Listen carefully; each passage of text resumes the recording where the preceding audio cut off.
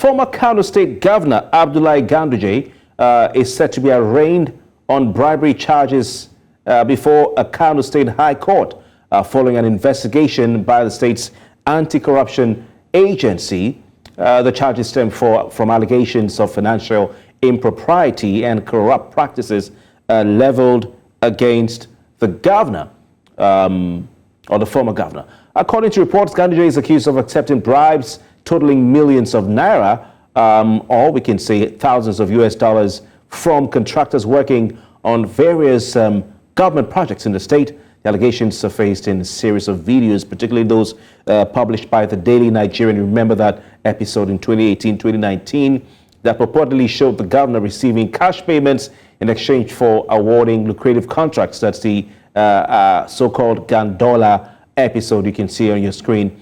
We must point out that the governor always maintained, the then governor, that the video by the Daily Nigerian was doctored.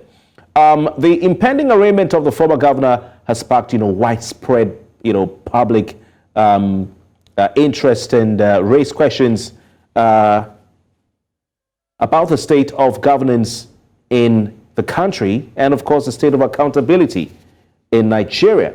Is this a political witch hunt? You would ask. Is this a genuine attempt to fight corruption in Kano State? We're joined by a guest tonight who joins us via video link. He's a legal practitioner. Ufeli, good evening to you. Good evening. All right, good to see you, Evans. Let's start from this. Witch hunt or genuine attempt at tackling corruption in Kano State?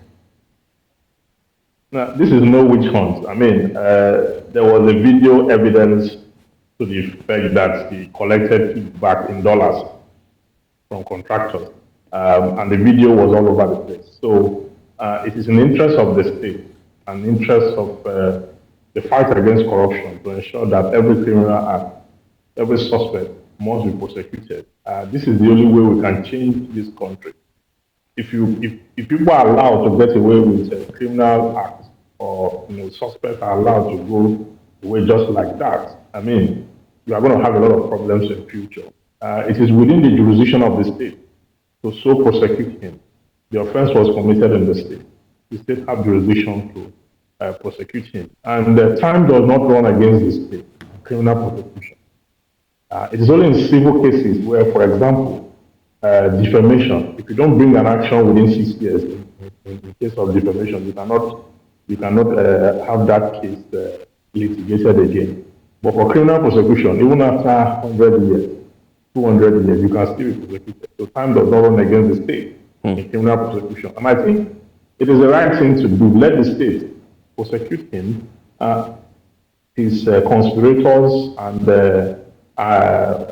accomplices to all face the law. Okay. Evans, before we go on to issue of jurisdiction, on the issue of witch hunt or general attempt, it is well known that Governor Abba Yusuf of Kano State is a political ally of a former governor of Kano State, Rabiu Musa Kwankwaso, who is the leader of the NNPP, a party to which he belongs. And it's well documented the series of moves made by Abba Yusuf aimed at, going after Ganduje, if you want to say that. Is it reversal of policies, revelations of misappropriation and, wrongdoing by the previous administration of Ganduje. So I want you to address this issue again.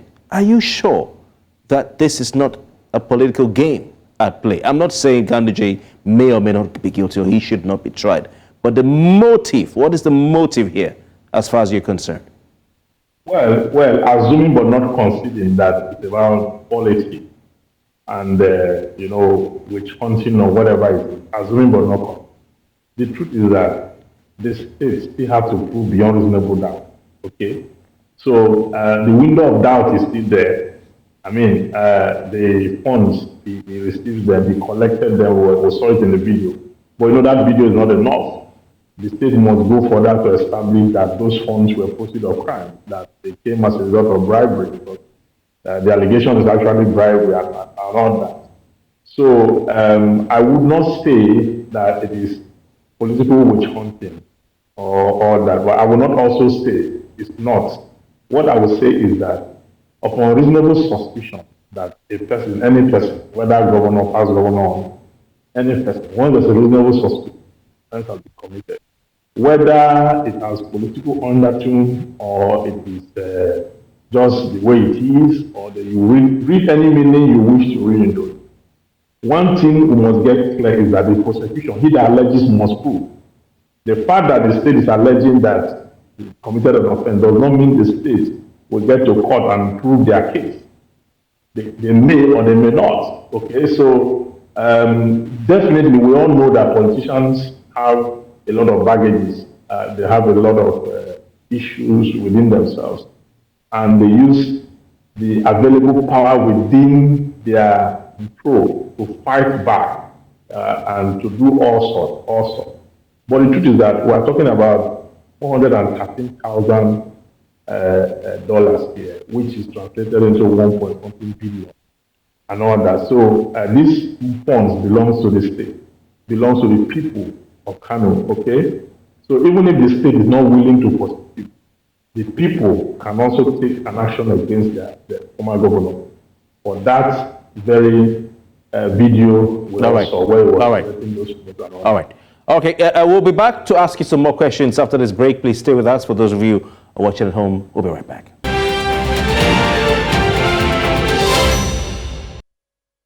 All right, let's continue our conversation with Ufeli, legal practitioner, regarding the impending arraignment of former governor Abdullahi Ganduje, who himself is also currently the national chairman of the All Progressives Congress, Nigeria's ruling party, on charges of bribery at the Kano State High Court. Ufeli, let's talk about the issue of jurisdiction that you raised earlier.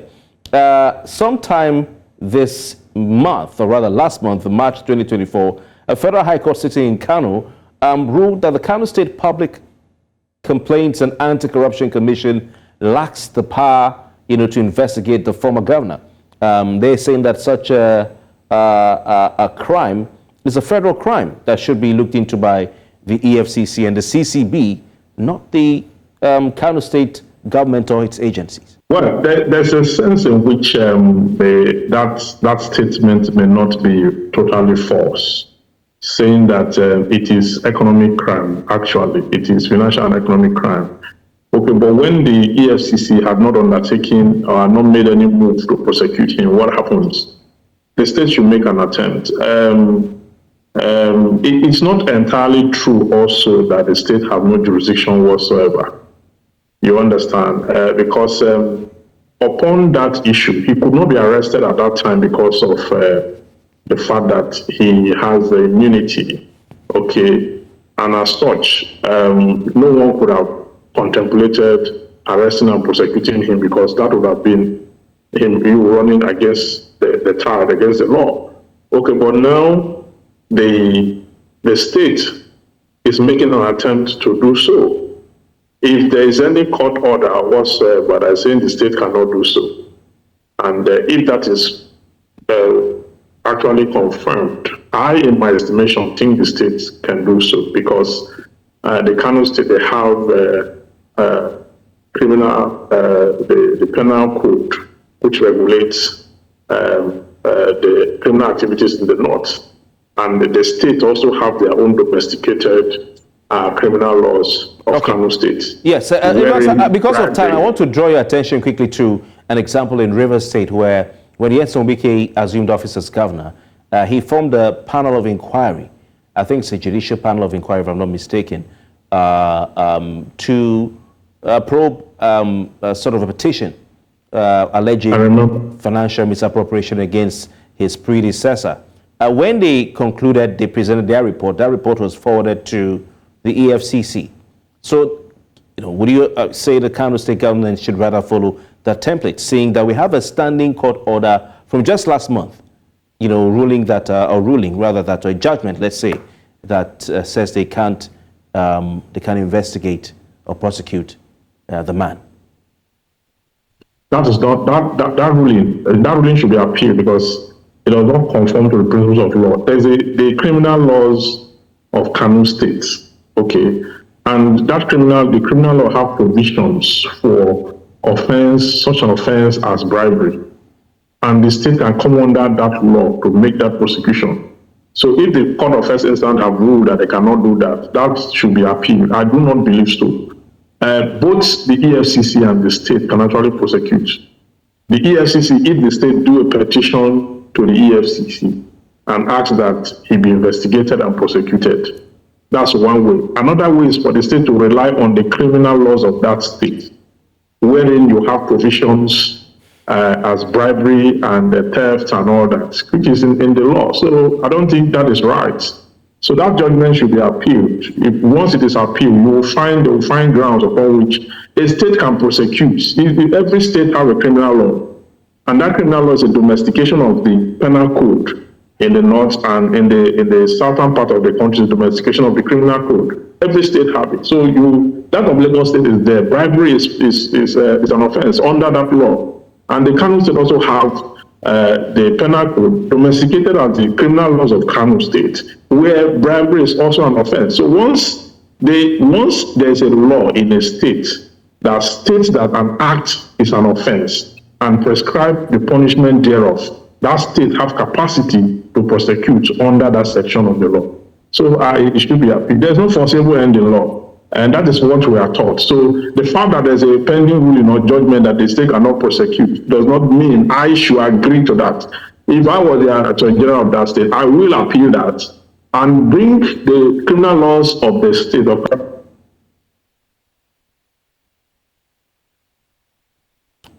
Okay, Evans, before you go, I don't know if you can hear me. I think there's an appeal already on. But finally, what's your take on... There must be an appeal. There's no way there will not be an appeal. This judgment. Anyway, we don't know if that appeal has been filed, but that's what the counsel to the first respondent, the State Public and Anti-Corruption Commission said. But finally, your thoughts on the fact that the EFCC has already investigated that video, the allegations of bribery against Ganduje, and they have a report which Governor Obasanjo is asking the EFCC to make public. Now, should the government stay action, and allow EFCC the opportunity to avail them of the contents of that, or the findings of that probe that they conducted? No, the state should go ahead. The state should go ahead with the prosecution. Once they go ahead with the prosecution, then EFCC can be subpoenaed. There will be a subpoena from the court to compel EFCC to bring whatever document they have to that effect. It's a proper proceeding of law. The EFCC cannot refuse to bring evidence when there is a suspect or a defendant being prosecuted. Okay, so it is the law. They don't need to. If they can decide to reach out to EFCC first, because usually the truth is that you make an attempt to get a piece of evidence. If you find out that the adverse party who is with the piece of evidence is unwilling to avail you that piece of evidence, you can go ahead with prosecution. But then you ask the court to subpoena the institution or the body under reference. So you can also bring an action against that particular institution to act or do what it ought to do by law. All right. So there's nothing that is shady here. The EFCC will act accordingly. All right. All right. Quite interesting legal analysis or legal angle from you, Ivan Ufeli. It's been a pleasure having you tonight. Thank you very much. And that's the size of a package on Politics HQ. We rest assured we'll return tomorrow with the latest conversations on the big stories in the politics of Nigeria. I'm Kofi Bartels. Good night.